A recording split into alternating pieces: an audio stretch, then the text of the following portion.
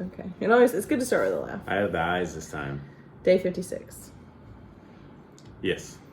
How was your noonday show? Beautiful. I am the noonday salesman of I'm the year. the noonday salesman of the year. You know why? Because there's not many guys. So it's a self-title. You like the noonday stuff? Yeah. Why do you like it? Because I wish like the international people like made firearms or something I could really support. But what do you mean? The artisans? Yeah.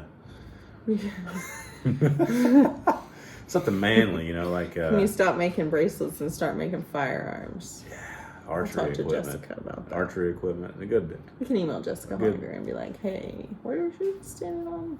What do they call it? Firearms. We're looking for more of a peaceful solution, so I don't think firearms. Not for like violence, just for hunting and maybe some like three-pronged archery heads or something. I don't know. You like the idea of noonday though, the fair trade environment. I love that.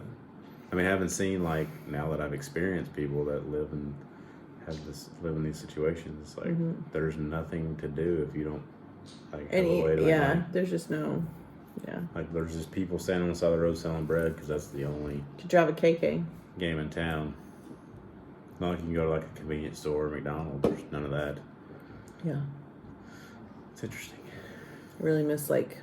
So, like, I wanted to go to Walmart and just buy a bunch of crap for the kids. Both orphanages that we visited. So... Today we went to the Hobie orphanage, though. We did. Man, it was beautiful. Nelson came and got us and took us to church, and... we walked in, so like the kids kind of do the service. It's really interesting. Like it's just kind of like their home church, but they have 30 kids, and they have a PA system, like a movable karaoke microphone. Yeah, and they were singing. They sang us a welcoming song. I felt it made me cry. I was like, oh, I haven't even met you yet, and I'm already crying. And they have a little boy that was playing the drums, but it was like different shaped gas cans to get a different sound. Plastic, yeah. And man, it was beautiful singing. I wanted to record it, but I thought that was kind of not really invasive, maybe. Yeah, but it was beautiful. Like, and we were in this building that had like the best acoustics. It was like a concrete building with the windows open, and it wasn't hot. It was a nice breeze. It was. I mean, it was almost like they were singing. Like if you were like sang in the bathroom, it's like it has really good acoustics, and it was beautiful. Oh, it was amazing. Do you sing in the bathroom? Yeah. Do I?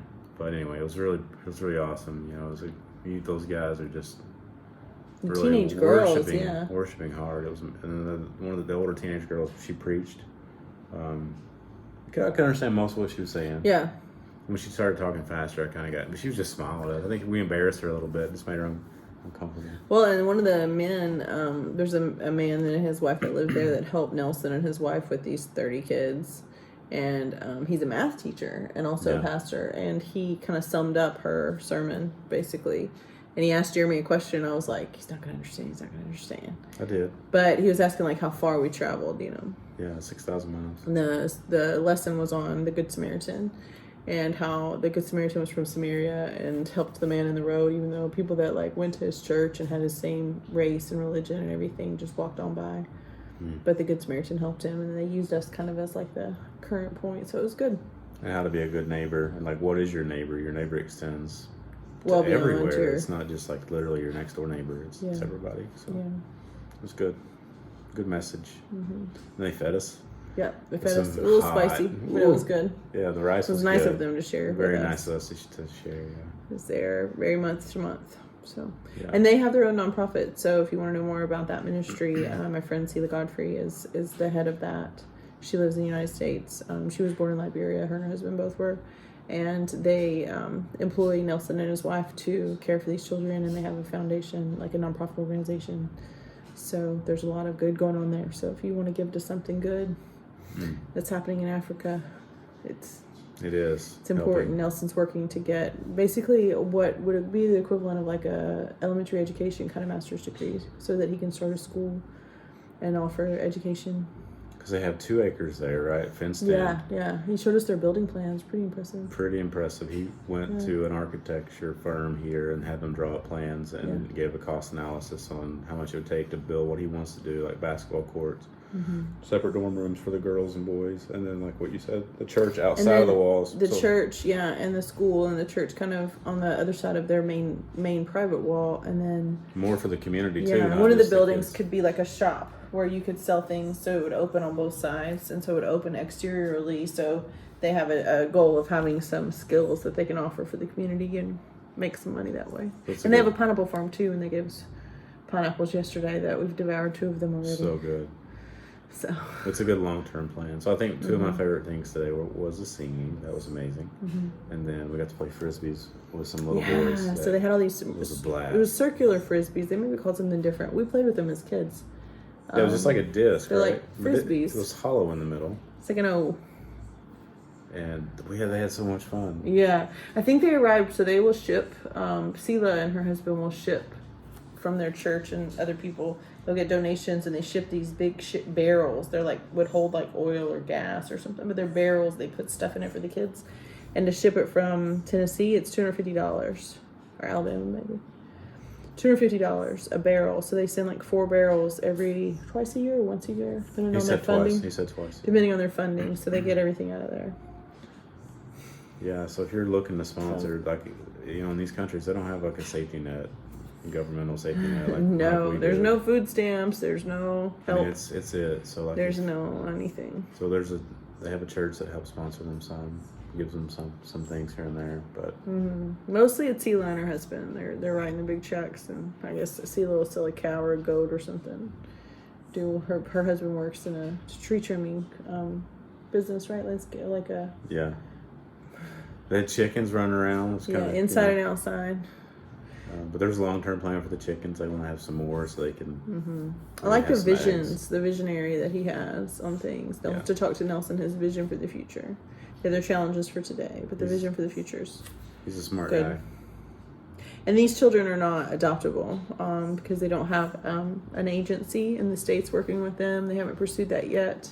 They've discussed some of it, but these kids aren't. They're orphans they're not waiting to be adopted. They're just orphans that are going to grow up in an orphanage and go from there.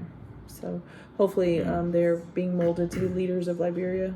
I saw a lot of good leadership today. Well, what's astonishing is just their faith. I mean, they literally have only God to lean on. Then they lean on him more heavily than a lot of us. Yeah. And they get results, which is encouraging. Yeah. So, but yeah, it was a lot to take in. It was, I was kind of like paralyzed by like, what do I say, Yeah. What do I do next? Well, then they handed you the How do I meet microphone. you? Yeah, they wanted us to make some remarks, and Jeremy "You please go ahead." Jeremy might as well have crawled under the desk or said, I think I could have stumbled through it, maybe, but just. I'm glad you did. I'm like, come on, be the head. I am the head. I'm delegating. But, I mean, we told Nelson the story about Jeremy leading a prayer when we lived in Tennessee. Yeah.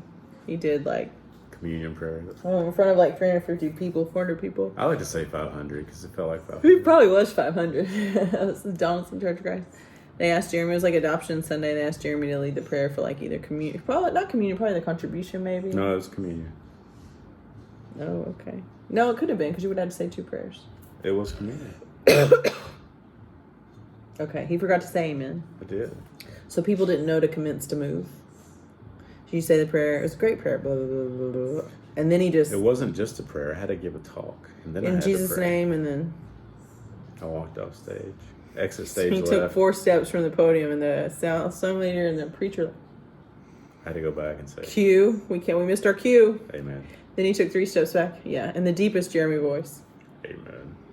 No, not that. Amen. And everybody laughed. Hello, I'm Johnny Cash. He was about to he was sweating so much I thought he was going to pass out on the stage. Well, when it was Layla, real, our oldest was a baby. I was pregnant and we had a baby on our hip. So I was suited up. I had a baby on and my I had hip. to go to the front row and wait for the last song to end before it was my turn to walk up on stage.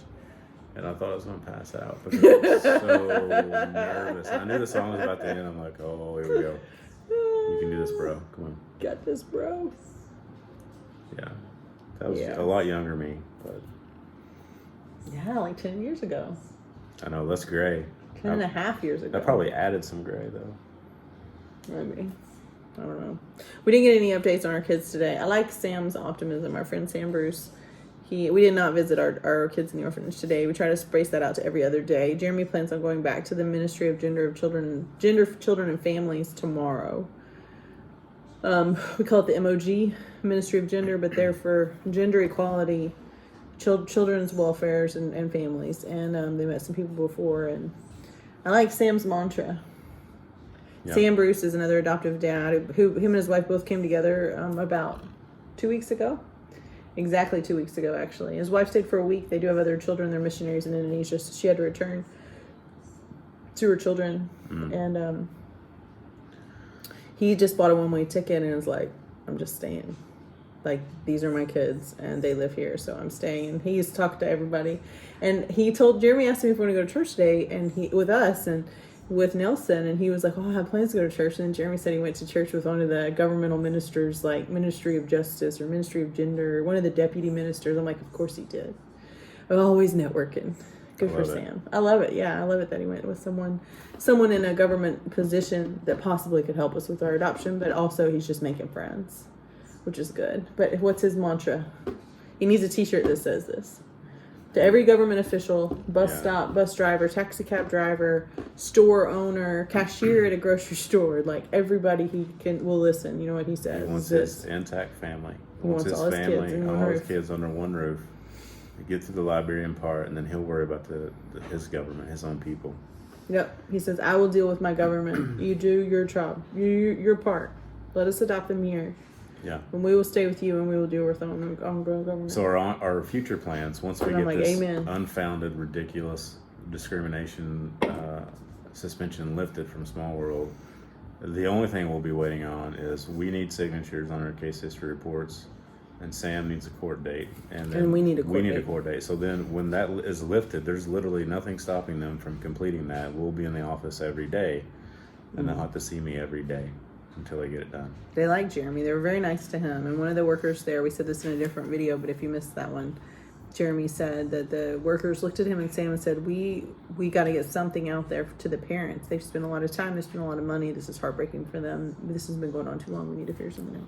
It was basically a false accusation. So we do get good news, though. So our friends, Michelle and Dixon Davenport, have been in the process of adopting from both China and from Liberia. They started China adoption, I believe, 4 years ago. They got caught in the COVID crossfire, and they have a child waiting for them there that is still waiting. They have no idea the timeline. So while they were pursuing China because they had the capacity in their home to parent more kids, they decided to pursue Liberia at the same time, and that's legal internationally. You can do two countries at once. Most people don't, but with the stalls in China, it made sense for them. And it's gonna make me cry. So yeah, can we talk about what they needed?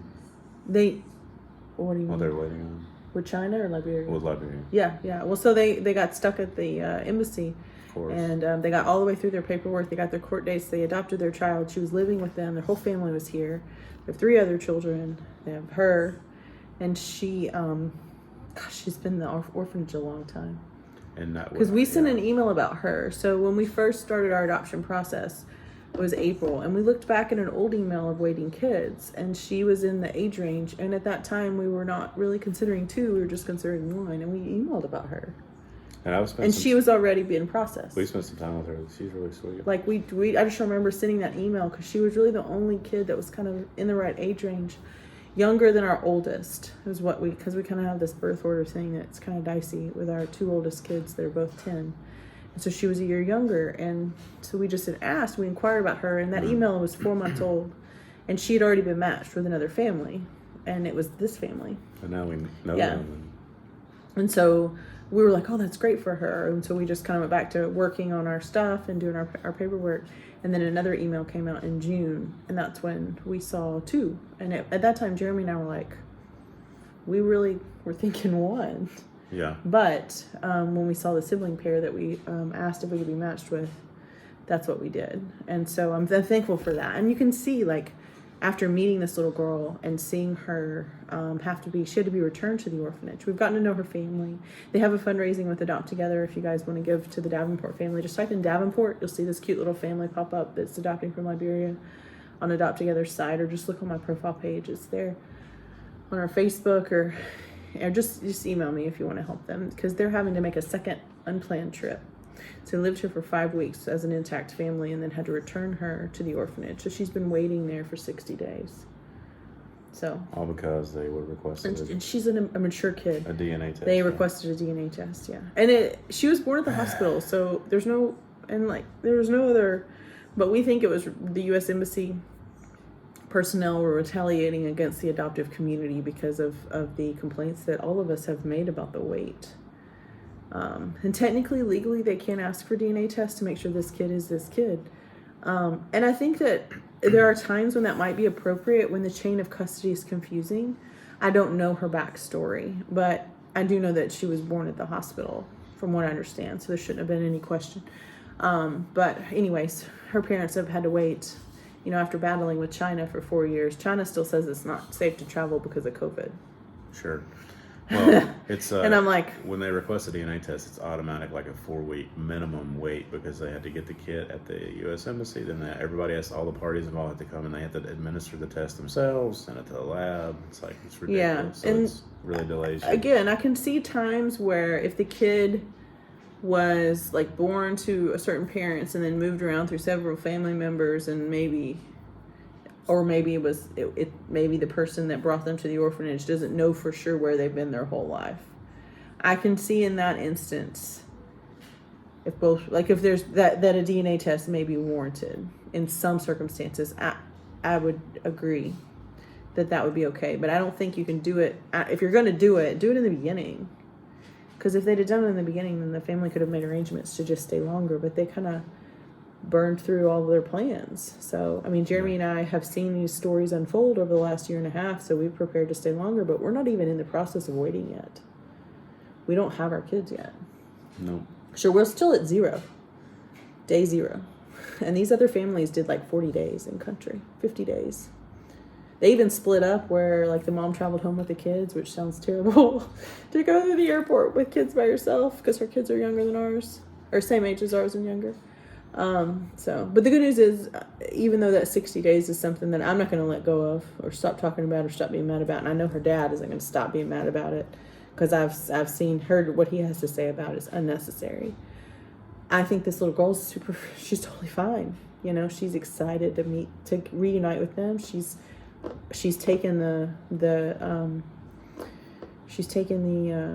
changes well for 9-year-old, 8-year-old, 9-year-old, she's little. And she's all smiles, and she is. But her family will be here on Friday, and they're going to stay at this hotel. This Friday? Yeah, they'll be here Friday. Awesome. They'll get on a plane in Nashville Wednesday night, and then they'll be here Thursday night, I believe. They're going to stay at a hotel really close to the airport just to get their bearings, and then they'll be here Friday, and they'll get to get her Friday. So she'll get to hang out here with our other kids that she's met, and kind of see the Tropicana lifestyle. And I think they'll only be here about a week. And God bless her, she's bringing us a few little birthday present things for our oldest kid that I did not bring. And she offered to bring cake mix, which we don't have an oven, but we can work something out with somebody. I'm excited to meet them. That's good. But yeah, we'll get to meet them in person. So they're doing the fill the box thing. Good. So we'll see how that goes with them. But yeah, so we've met a lot of good people, but I think we talked more about them than us. There are other families that are still waiting. It's pretty bad. Yeah. They're waiting that long. It's gonna be good. They're gonna lift the silly investigation, and then we're gonna move forward, and we won't have to leave our kids at the orphanage when we go home at night, and they won't be sad. It'll be good. And if you're trying to figure out what you could do to help us, speaking with Congress, any congressional leadership that you know, or staff in their offices, that's what we need. We need our video shared with them. We need the truth shared with them, because the only people that can really make a huge difference here is Congress, because that's just the way our country works. Thank goodness. Yeah, honestly, even those guys haven't had much pull, but we'll see. But yeah, and then jump on over to our profile too if you want to shop some Noonday stuff. I got my Noonday stuff on still. Shop some Noonday stuff. Those commissions will help us pay our bills here, our transportation, our rent, and our all that. So. Yes. So yeah, my friend Audrey had a dream that She had a very specific dream about like being on a plane with us and the stars aligning, like the planets aligning. And our adopted kids we were going to get them and coming back. And there was just there's just a very detailed dream that she had. And she was like telling me about it. She's like, I think this is going to be fine. This was a month or two ago, maybe 3 months ago. And a while ago. And she said that there's an eclipse with the planets, like a eclipse on April 9th. And we've bumped our traveling from March the 4th to April 8th just to give us 5 more weeks here. So we'll be 8 weeks in country for sure. But yeah. And so she's like, I think it's going to be fine. I think you keep saying maybe the stars will align and we'll get to bring our kids home. And then she had this very specific dream about an eclipse. And then it's a planet eclipse where the planets will all line up on April 9th. So she thinks we'll be done by April 9th. Cool. I'm like, does that mean you're going to come with me? She's like, no, I'm not going to be with you. So, but yeah. Cool. So we're at beat today. It was a good day. We got to come back and take a nap. Yeah, we were tired. It's hot. I mean, we're just emotionally drained too. I think that's it more than anything. We're used to the heat. It just, the unknowns are hard. The unknowns. The constant, if we go down this road, what's going to happen? If we go down this path, what happens? Yeah. Oh, and I got to sew up a bunch of the kids. So there was actually their clothes. I mean, they beat these clothes to death. These kids need more clothes, I think. But it took me, there's this one specific dress that was really cute, and it took me forever to get all the holes sewed up. It's just because it's a little cotton dress they've all played with. And then once there's a hole in it, I think kids pick at it. But I finally got it all put back together, and there were some sweatpants that the boys had that had holes in the butt. And so little boys, I don't always remember putting on underwear. They need the butt covered. So I was able to do some sewing, and just sewing their clothes a little bit here and there, just like I would for my own kids.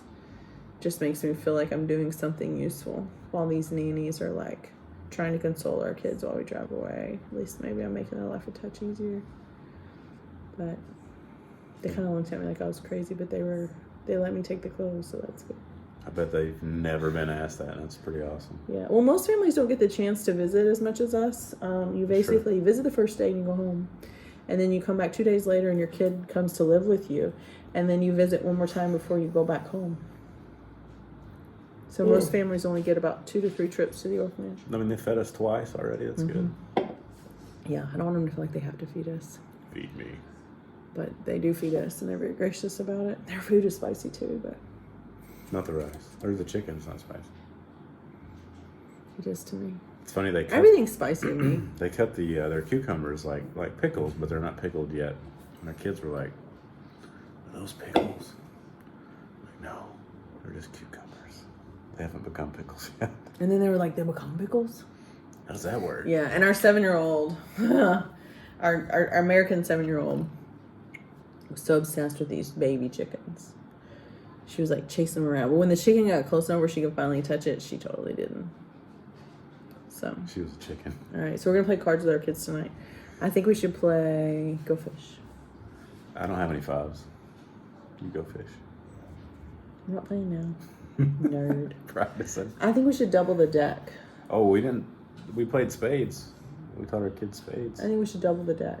That's fine. Yeah, that is I fine. don't care. We're going to double the deck Double and play the Go deck. Fish. Well, Yeah. You lost your mind. It'll last longer. You have to separate them at some point. Yeah, it's easy. That's your job. Crazy ass. Anything else? Do another crazy face. So Do the techno. So kind of like Sunday is the community comes here and pays $10 to hang out at the pool and the bar and the beach and stuff. And it's they bump the music. They on. do. And so we've been hearing the bass. It's still going. I hear it still. Is It's not bothersome. It's not 10 o'clock. It's not really They loud. stop it at 10 o'clock, but it's not bothersome to us. Well, there's really. one night. Is it tonight where it goes to 1?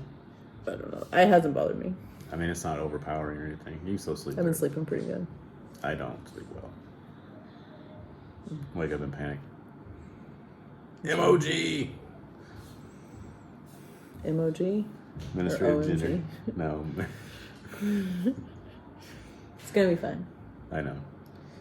Yeah. Jeremy and I were talking about how I felt bonded to our kids and connected to them since the first time I saw their picture, but he really hasn't felt that bonded or connected to them until he got here and met them. And so... Now, like, what is it, imprinting? It's just like it's like they're actually our kids, and I think it's different. It's like when you're pregnant, you see an ultrasound picture, or you pee on a stick, and you become a mom, for better or worse. That's how it happens. As a woman, you pee on a stick, and become a like mom. that's when it starts, is you find out there's a person, and you get to see ultrasound pictures, but you feel this little person like moving around in you and like messing with your body, and they're sweet little blessings that make some of us vomit, but they're great. But you connect with them before their birth as their mom, or the idea of them. But most dads don't really connect with the baby until they're born. So I think for Jeremy, our kids were not born yet until he was here. Whereas for me, they've been here all along. So you kind of see like the difference in urgency that we had. Not that Jeremy wasn't urgent at all. He was very urgent. But the difference in urgency, part of it is just Rachel's urgency, and Jeremy's urgency looks a lot different. It's not less intense or less resolved. It's just different. It looks different on the outside. It's quieter. Well, it's different. Welcome to the jungle. But for me, they've always been there, and for him, they just got here. So we have kind of a different level of I don't know, different levels of connection to them. So I think now we're kind of on the same playing field of connection. But I've gotten used to this feeling of grief, whereas it's new for him. So, like he's like not sleeping, waking up multiple times a night, thinking about them and what's going on with them, what he can do to help. Whereas I've been in that phase, less since we got here, but I've been in that phase since last year. And like the only thing I could really do was fundraise, which she did a great job at. I hope that we're doing our noonday show. Like we need to have a buffer. Because, money's going out everywhere. Jeremy joked about the electric company doing a welfare check on us because our bill's cut in half, but it's cut in half, but we're still paying it. Mm. We have a lot of things still happening, and, there's nothing that we can do but wait for people to do the job that they're being paid to do. And you would think that would go quickly, to wait for someone to do a job they're being paid to do. But instead, we're running into opposition where people are refusing to do their job. And, that's not the best, so. Hang on. Okay, so we're going to play cards with our kids? Yes. Love you. Love you. Okay.